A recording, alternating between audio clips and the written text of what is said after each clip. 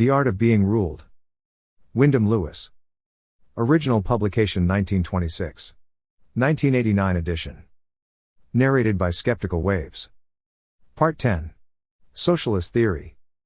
Chapter 3. The whole world now filled with the gloom of the Puritan soul. That the religious temperament tends always to hatred, intolerance, and egotism has often been observed.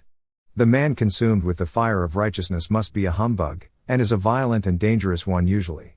The Englishman of the New Model, the Puritan of the New World, must have been first-rate haters rather than anything else. They left it to Jesus in the Jewish backgrounds, quite properly, to do all the loving, showing the infallibility of their own personal corner in salvation by means of infallible artillery and pike and gun. They were very gloomy souls indeed. They have filled, the whole world with the gloom of their souls. But the more you examine the works of Sorel, Proudhon, Pelletier, the more you will feel the injustice of Taine's remark that France was very lucky to have the Pontine moat between herself and the Old Testament, Puritan Englishmen. Ferocious as the Old Testament is, it is not more so than the Saint Barthélemy or the French Revolution.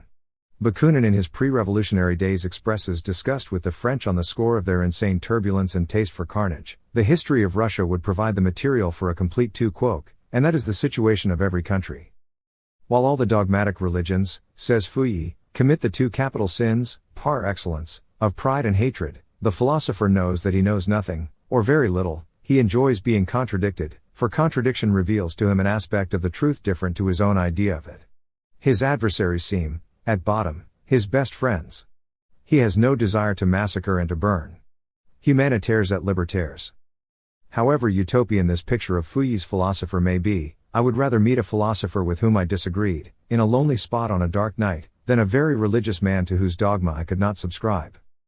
Religion was defined by Schopenhauer as philosophy for the crowd, people who had not the time, training, or intelligence to have a philosophy, he thought, had a religion provided for them.